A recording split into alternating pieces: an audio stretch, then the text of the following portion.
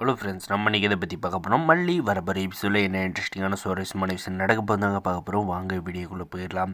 நம்மளுடைய வெண்பா பார்த்திங்கன்னா ரொம்பவுமே டிப்ரெஷனில் நம்மளுடைய மல்லியை நினச்சிக்கிட்டு இருக்கிறதுனால பார்த்திங்கன்னா நம்முடைய விஜயும் பார்த்திங்கன்னா ரொம்பவுமே மனதளவில் கஷ்டப்பட்டுட்டு இருக்காங்க. நம்முடைய வெண்பாவை எப்படியாவது நம்ம சந்தோஷப்படுத்தணும் அப்படின்றதுக்காக நம்முடைய விஜய் என்ன பண்ணுறாருன்னா, வெண்பாவை எங்கேயாவது வெளியே கூப்பிட்டு போனால் கண்டிப்பாக வெண்பாவோட மைண்டு டைவெர்ட் ஆகும் அப்படின்ற மாதிரி வெண்பாவை சந்தோஷப்பட்ட மாதிரி இருக்கும் அப்படின்னு சொல்லிட்டு வெளியில் கூப்பிட்டு போகிறதுக்காக நம்முடைய விஜய் பார்த்திங்கன்னா கால் டாக்ஸி புக் பண்ணுறாங்க. கரெக்டாக பார்த்திங்கன்னா அது நம்முடைய மல்லியை பொண்ணு பார்த்து இந்த அரவிந்துக்கு புக் ஆயிடுதுங்க. புக் ஆனது பார்த்திங்கன்னா கார் எடுத்துகிட்டு வெளியே நிற்கிறாங்க.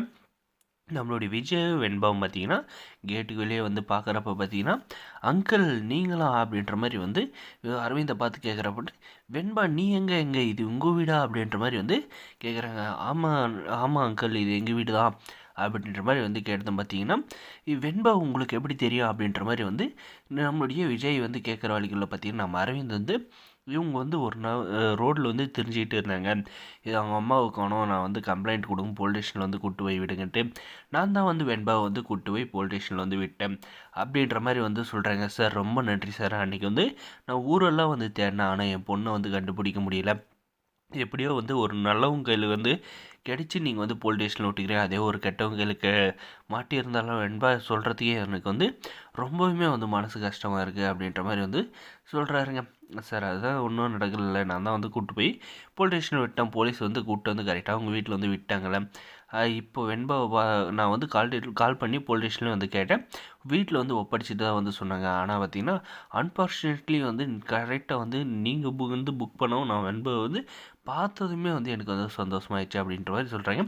காரில் போயிட்டுருக்கிறப்ப பார்த்திங்கன்னா நம்முடைய மல்லி ஃபோன் பண்ணி, எங்கே வரீங்க, நான் இங்கே கோயிலில் தான் வெயிட் பண்ணிட்டு இருக்கேன் அப்படின்ற மாதிரி நம்மளுடைய மல்லி கால் பண்ணுறாங்க. இதை வந்துக்கிட்டே இருக்கேன் அப்படின்ற மாதிரி அரவிந்த் சொல்கிறாங்க.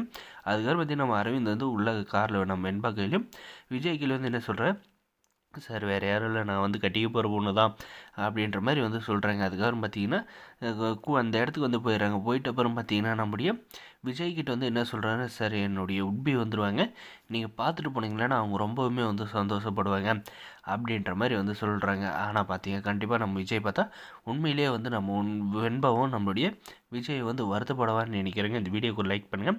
வரப்போகிற எபிசோடில் இந்த மாதிரி தாங்க கொண்டு போக போகிறாங்க. ஆனால் பார்த்தீங்கன்னா அரவிந்துக்கு நம்மளுடைய மல்லிக்கு கல்யாணம் ஒருபோதும் நடக்காதுங்க. எப்படின்னு பார்த்தீங்கன்னா நம்மளுடைய அரவிந்துக்கு எல்லா உண்மையும் தெரியும். நம்மளுடைய அரவிந்தே பார்த்தீங்கன்னா நம்முடைய மல்லியும் விஜய் சேர்த்து வச்சுருவாருன்னு நினைக்கிறேன். இந்த வீடியோக்கு லைக் பண்ணுங்கள், சப்ஸ்கிரைப் பண்ணுங்கள்.